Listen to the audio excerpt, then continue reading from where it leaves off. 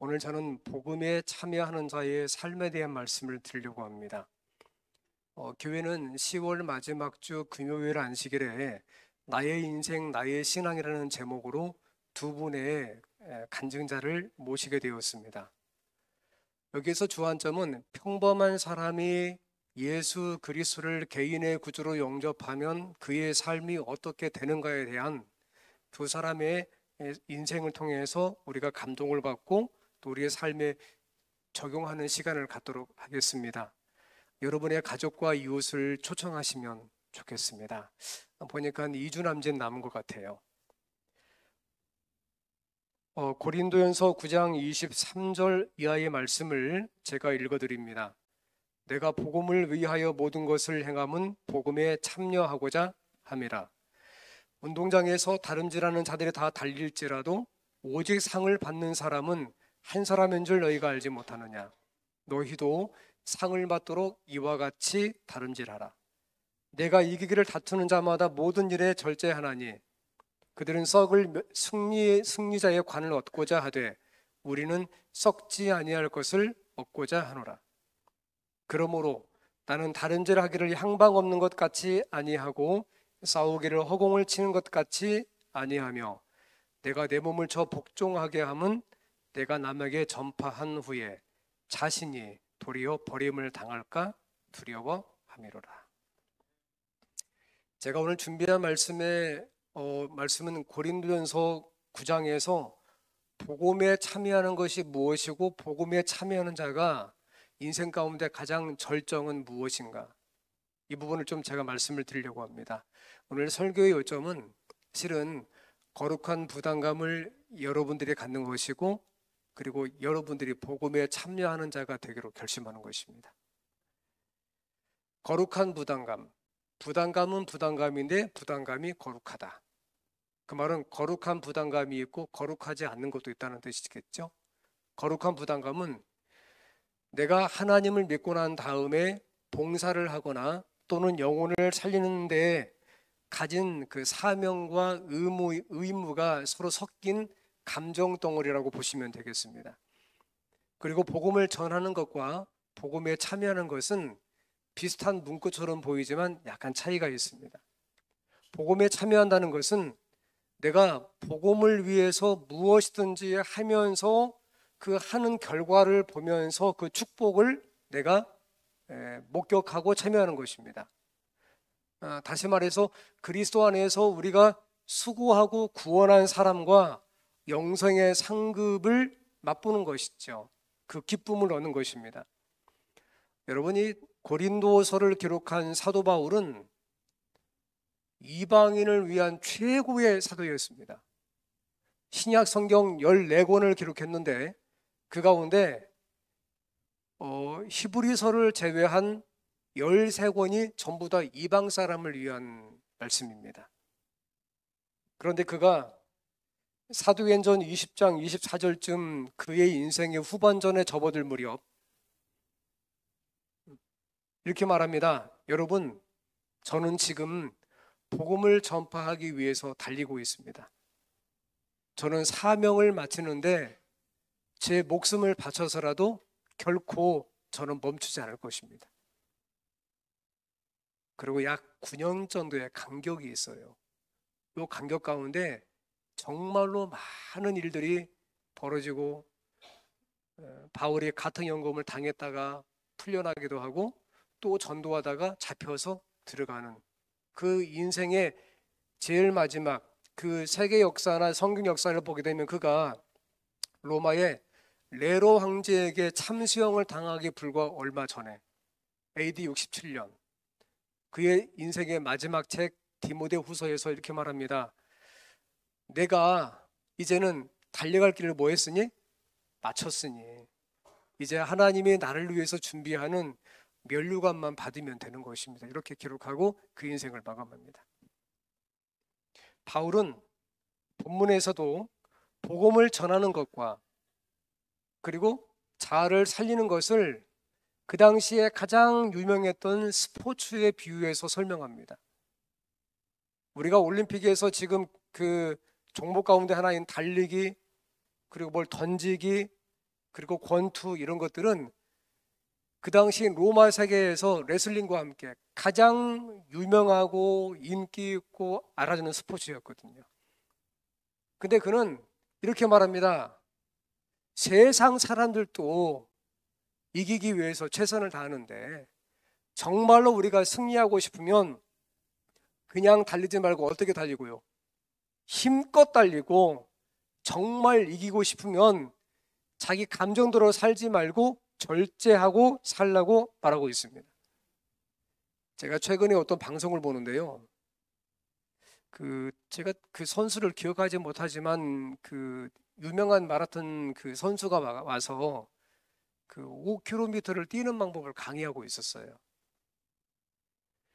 그런데 들어보니까 뭐 뛰는 자세가 있고 뭐 호흡법도 있다고 해요. 근데 그가 이런 말을 해요. 거기에 있는 그 TV에 참석한 사람들이 있지 않겠습니까? 정말로 5km를 달리고 싶으면 5km를 뛸 수 있을 때까지 연습하면 된다는 거예요. 근데 가만히 보니까 이런 말은 저도 할 수 있거든요. 안 그래요? 5km를 달리고 싶으면 5km를 뭐 할 때까지? 뛸 때까지 달리면 된다. 이건 누구나 다 하는 거예요.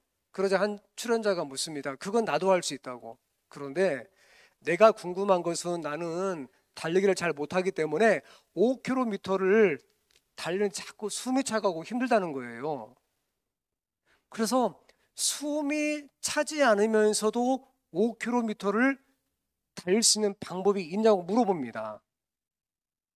그랬더니 그 마라톤 선수가 그런 방법이 딱 한 가지 있다고 말합니다. TV에서.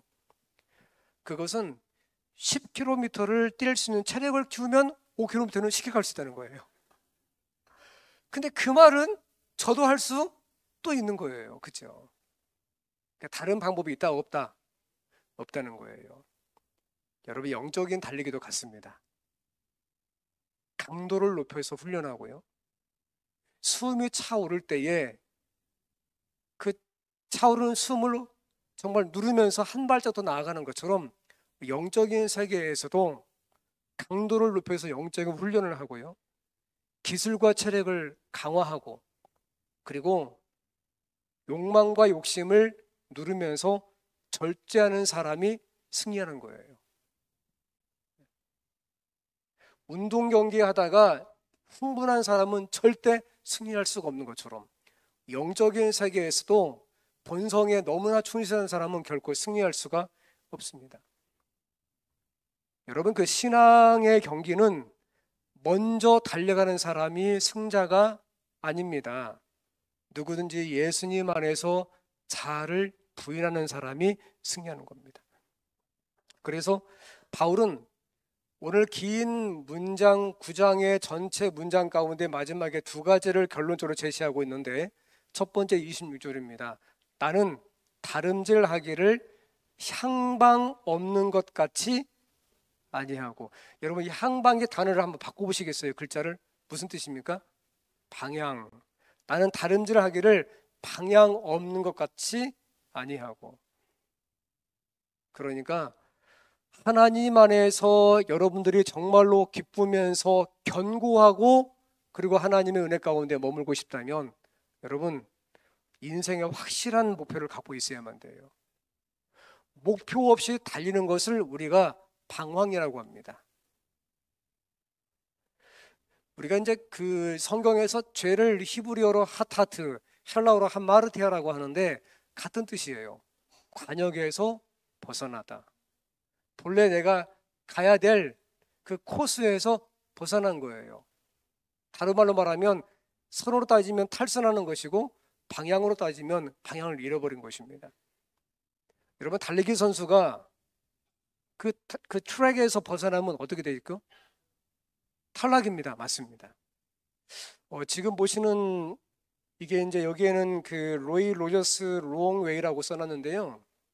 1929년 그 당시에 로즈볼이라고 하는 전 미국 그 대학교의 그 미국 미식 축구의 팀들이 예선전과 본선을 통해서 결승까지 올라가는 1년에 한 번 있는 유명한 그런 그 스포츠가 있었습니다.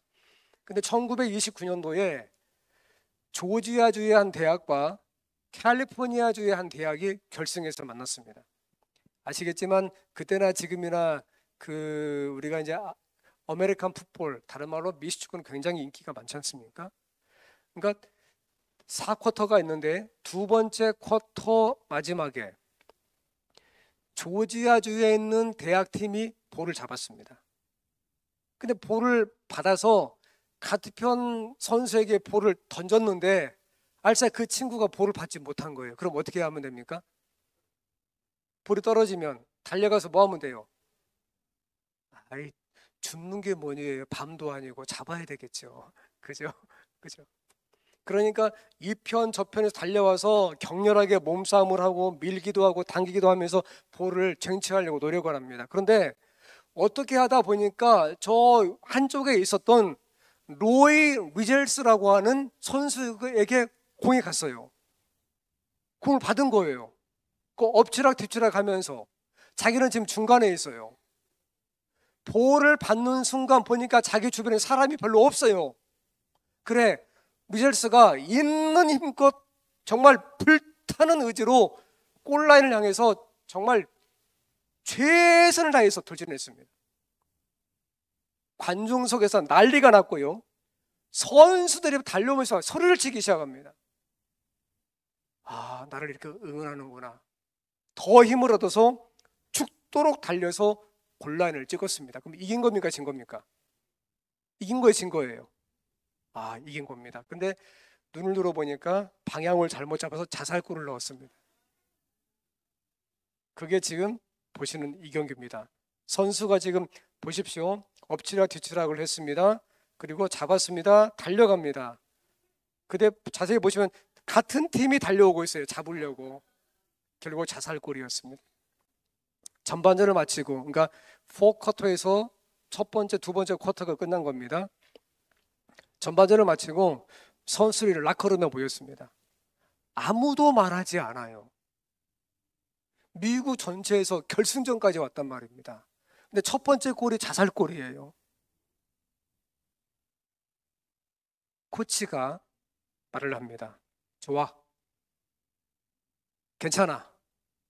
전반전을 끝낸 선수가 후반전을 시작한다. 알았지? 그러자 그 말을 듣고 종이 울리고 선수를 다 나갔습니다.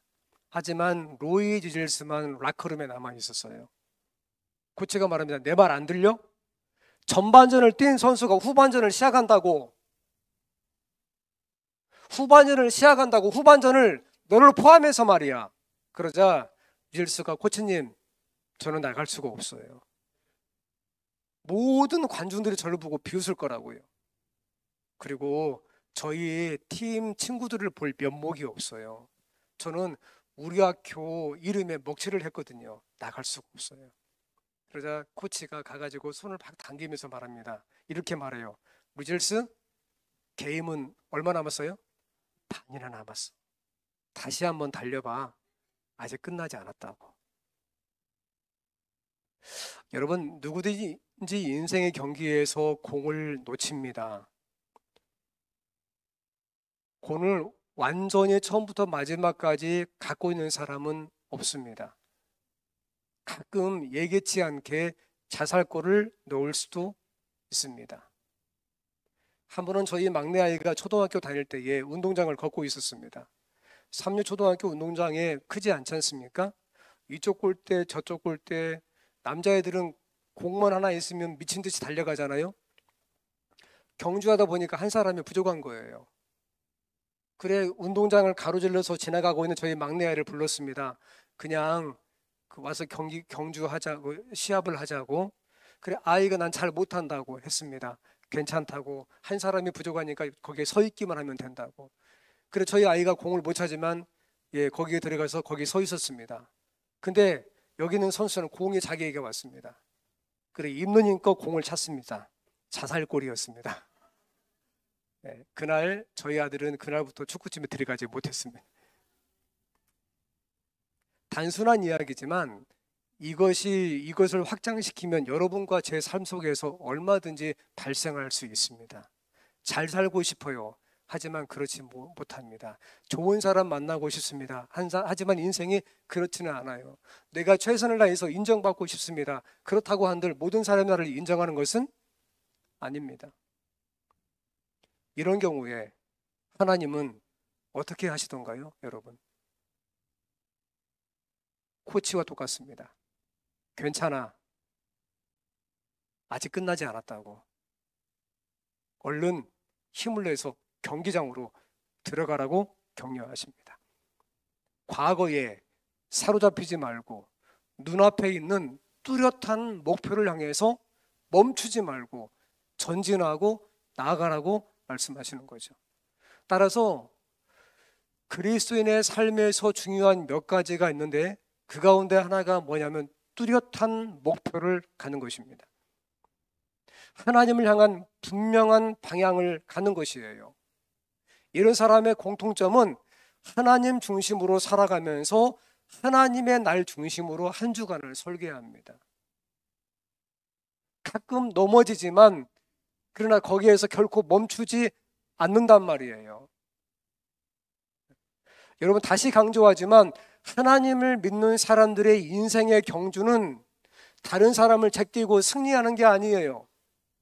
예수 그리스도 안에서 그로 하나님의 은혜를 힘입어서 자아를 부인하고 나와의 싸움에서 하나님의 능력을 힘입어서 이기는 것이죠. 따라서 우리는 다른 사람보다 잘 사는 것이 인생의 목표가 아니에요.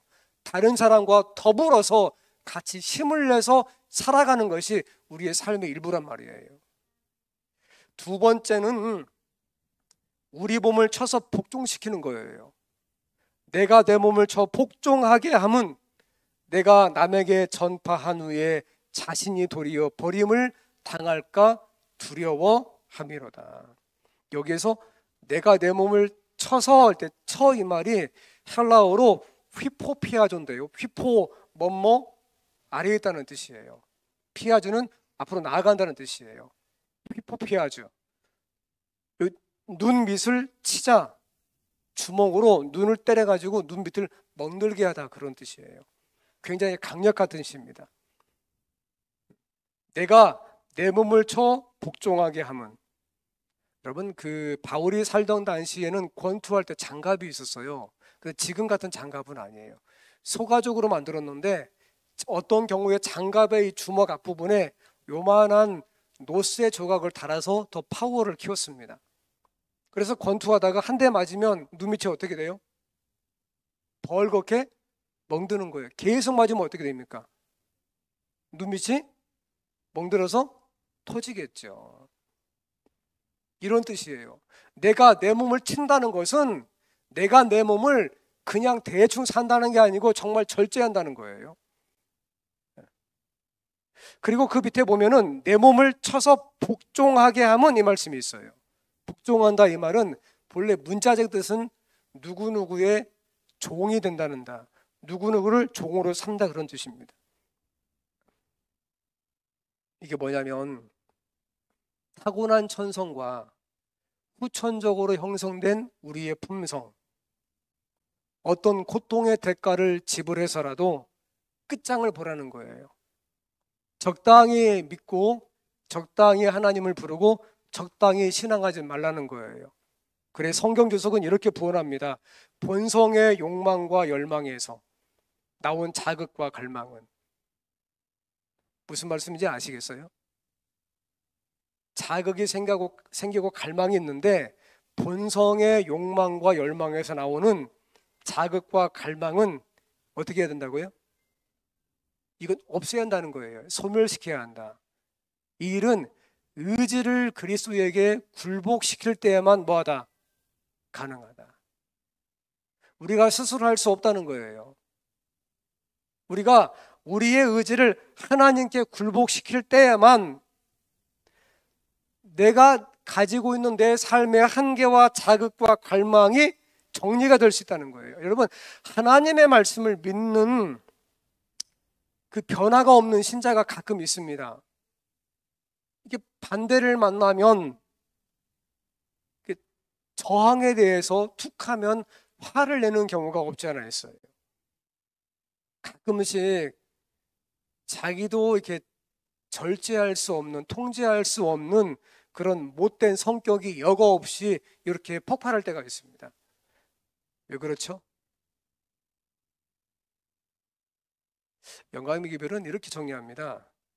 그 이유는 그가 선천적으로 무엇을 타고나는가의 문제가 아니고 그가 하나님 안에서 거듭나지 못한 까닭이다. 이렇게 정의하고 있더라고요. 거듭난다. 이 말은 내가 하나님 안에서, 예수님 안에서 새롭게 산다는 것이거든요.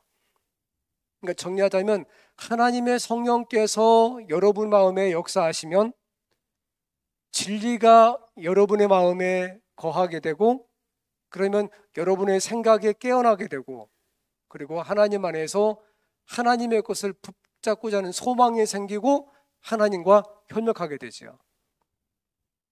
그러면 그 순간에 우리는 가끔 어떻게 생각할 수 있냐면, 내가 하나님의 은혜를 조금 더 얻으면 내 삶에 부족한 걸 채우고, 그 다음에 내 옛 습성의 어떤 것을 개선하거나 고칠 수 있다고 생각해요. 하지만 그렇지 않아요. 우리가 하나님 안에서 새롭게 산다는 것은 내 삶에 부족한 것을 채우거나 어떤 것을 고치는 게 아니고 내가 새롭게 산다는 거예요. 본성을 바꾸는 문제입니다. 이거 스스로 안 되는 거예요. 능력의 문제가 아니에요.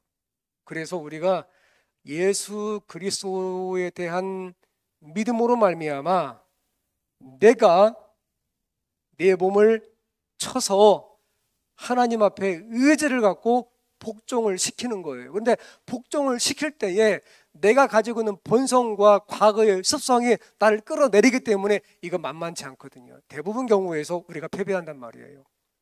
그럴 때 여러분 성령 하나님을 부르셔야 돼요. 하나님을 부르는 거예요. 그러면 성령께서 여러분과 제 마음 가운데 역사를 하시지만 우리의 삶을 주관하시게 되고, 그로 말미암아 하나님의 능력을 힘입어서 이길 수 없는 것들을 이기게 되고, 그죠? 그리고 내 자아를 비로소 예수님과 함께 십자가에 못 박을 수가 있는 거죠. 그럼 새롭게 되는 것입니다. 그리고 9장 23절에서 복음에 참여하는 사람은 이렇게 실제 가능한 인생을 살 수가 있습니다. 복음을 갖고 살면서 그 복음을 이웃과 이렇게 나누잖아요. 이렇게 사람을 초대하고 그러면 기도할 수밖에 없어요. 이게 나도 내 마음대로 안 되지만 같이 사는 사람은 더 안 되거든요. 제 말이 맞습니까? 내가 낳은 자식은 어떻습니까? 한번 물어볼까요? 나와 같이 사는 사람을 고치기가 힘들어요? 내 자식을 고치기 힘들어요? 어떤 게 더 힘들던가요? 둘 다 어려워요. 오케이. 그렇다면 둘 다 힘들면 자기 자신은 어때요?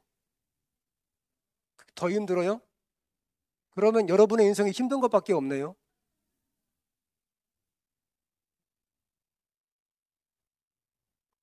우리가 기도하게 되면 하나님의 은혜로 우리가 엉망이라는 것을 성령께서 알게 하십니다.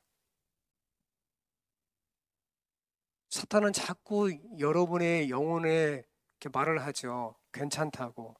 자아를 감추고 살아도 웬만하면 된다고.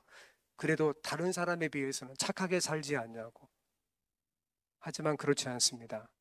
우리가 성령을 구하고 하나님의 이름으로 간절히 원하면 하나님의 성령께서 아까 말씀드린 것처럼 여러분의 삶을 주관하시게 되고 절대적 주권을 가지고 죄로부터 돌이키게 하시고 여러분에게 죄로부터 자유스럽게 하는 하나님께서 기쁨을 주십니다. 여러분 믿으시고 실제 그렇게 하시기를 바랍니다. 복음에 참여하는 사람은 그 사람의 절정은 세상에서 성공을 얻는 것이 아닙니다. 영생의 소망을 갖는 것입니다. 이런 사람은 다시 말하지만 목표가 뚜렷합니다. 끊임없이 자아를 부인하면서 하나님의 은혜 가운데서 얼마든지 살아갈 수가 있습니다. 그러면 복음에 참여하는 중에 왜 우리가 전도를 해야 되는가? 영감의 기별에 보면 이런 그 문장이 있습니다. 하나님께서는 우리의 도움 없이도 죄인을 구원하시는 당신의 목적을 이루실 수 있으셨다. 그러나 그리스도의 품성과 같은 품성을 뭐하기 위하여? 개발시키기 위해서 우리는 그의 사업을 분담해야 한다. 이 말씀을 정리하자면 정말 하나님께서 주시고자 하시는 품성을 갖고 싶다면 자기 마음대로 자기만을 위해서 살아서는 된다, 안 된다? 안 된다. 그죠?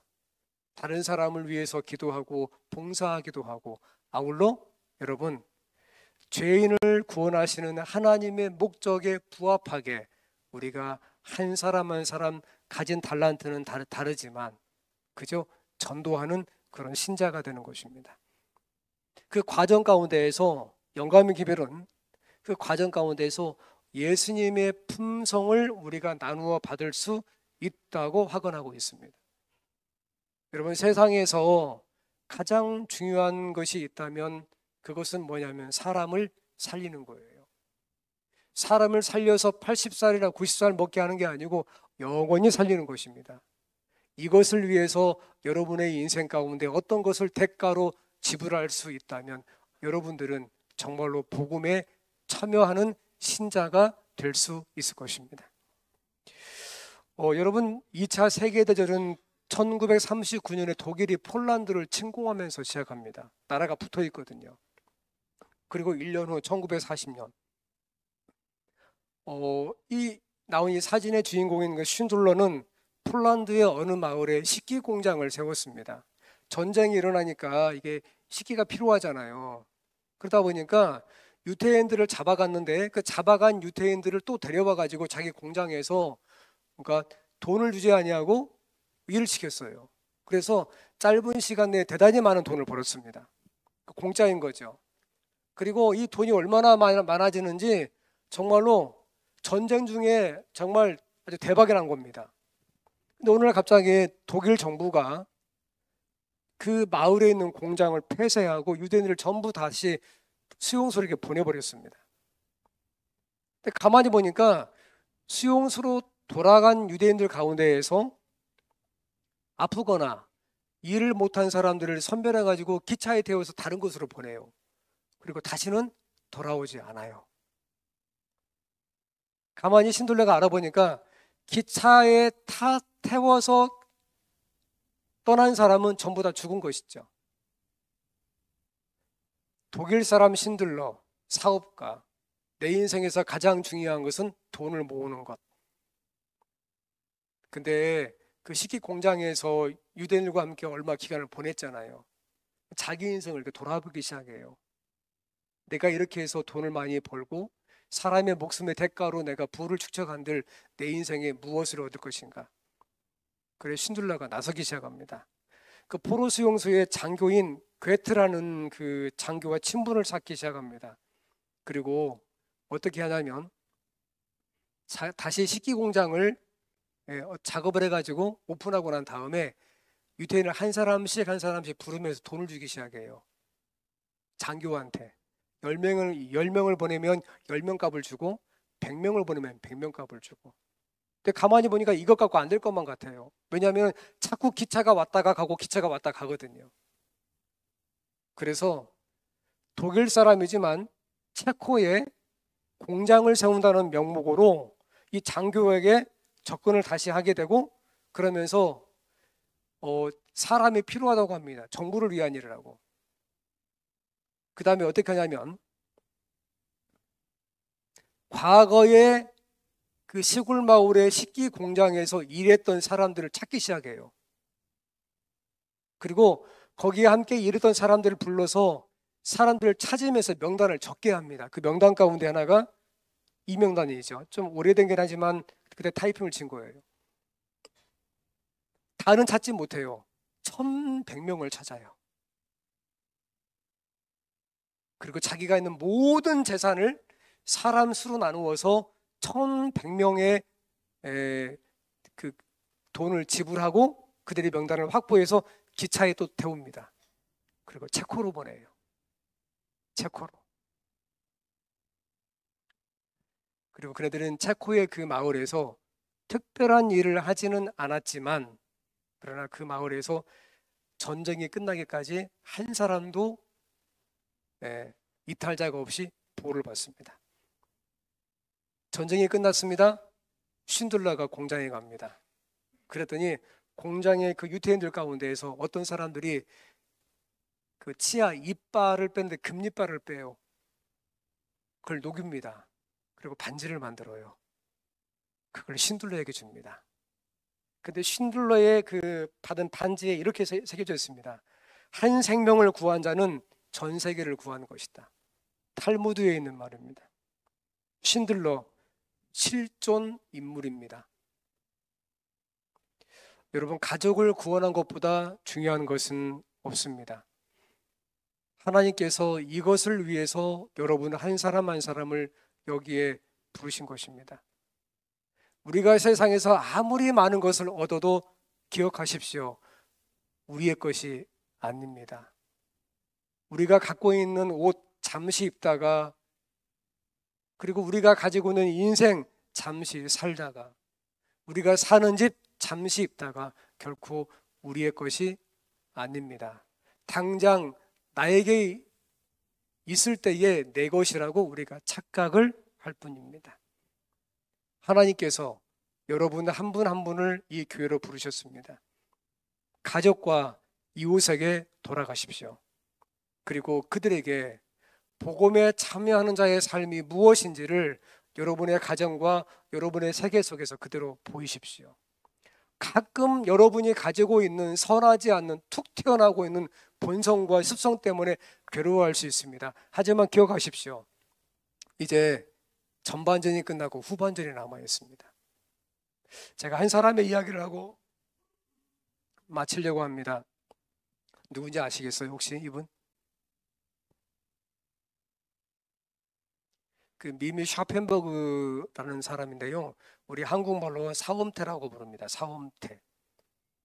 1883년 미국 중부에서 팔남배 가운데 큰딸로 태어났습니다. 1901년 그녀는 미시간주에 있는 배틀크릭 대학교, 그러니까 앤드루스 대학교에 전에 있던 배틀크릭 대학교에 입학합니다. 그리고 1907년 아직 한국과 일본이 합병되기 전에, 병합되기 전에 1907년 1월 10일 날 배를 타고 한국에 옵니다. 그 당시 샤펜버그의 나이가 23살이었습니다. 저기 북한 땅 평안도로 갑니다. 거기에 순환의 의명학교를 세웁니다. 지금 여러분이 알고 있는 목회자를 양성하기 위해서 만든 삼육대학교의 전신입니다. 거기에서 처음으로 여학생들을 가르치기 시작합니다. 그리고 1919년, 그러니까 한국에 온 지 12년이 지났습니다. 36살의 나이로 과로에서 죽습니다. 100년의 세월이 지났습니다. 아무도 그녀를 알지 못합니다. 그 당시에 모든 사람들이 다 죽었고, 아울러 아시겠지만 남북 분단 이후에 순환에 아무도 가보지 못했기 때문이고, 유일한 방법은 과거에 남아있는 역사적 기록물을 통해서 그녀가 어떻게 활동했는가만 우리는 확인할 뿐입니다. 제가 본 책에서 구체적으로 그녀가 어떤 활동을 했는지, 그녀의 마음이 어땠는지 한 글자도 남아있지 않습니다. 그러다가 제가 한 문장을 찾은 게 있습니다.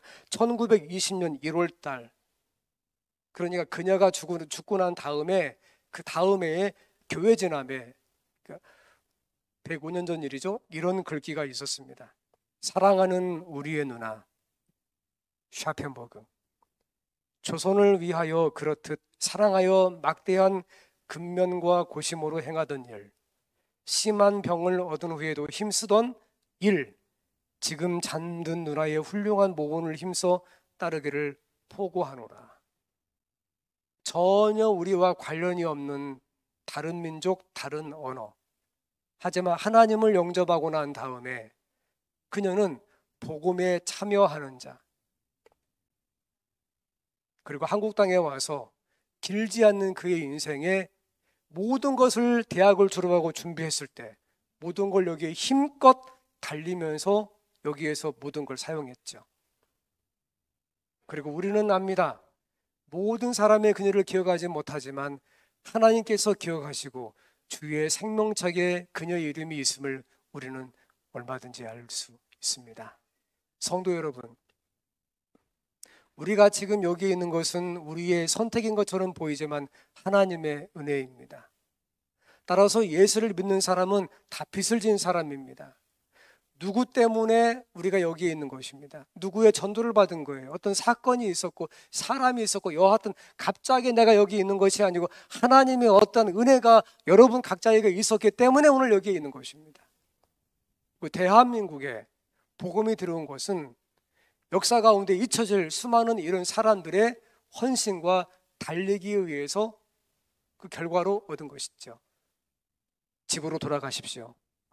그래서 여러분의 가정과 여러분의 이웃 가운데에서 보이십시오. 예수를 믿는 게 무엇이라는 것을. 다시 강조하지만 가끔 넘어질 수 있습니다. 본성이 튀어나올 수 있습니다. 그럴 때에 성령을 부르십시오. 하나님을 여러분의 삶의 절대적 주권자로 영접하십시오. 여러분의 자아를 부인하시고 그 순간에 의지를 갖고 하나님께 맡기시게 되면 주께서 여러분의 속에서 마치 흙으로 아담을 창조하신 것처럼 여러분의 인생을 새롭게 할 것이고 그로 말미암아 여러분 주변 사람이 여러분을 통해서 복을 받을 것입니다. 하나님께서 다시 가정으로 돌아가는 여러분 한 사람 한 사람에게 거룩한 부담감을 주기를 원하고 아울러 복음에 참여하는 자의 기쁨을 여러분들이 목격하고 경험하는 그러한 신자가 되기를 바라면서 오늘 말씀을 드리겠습니다.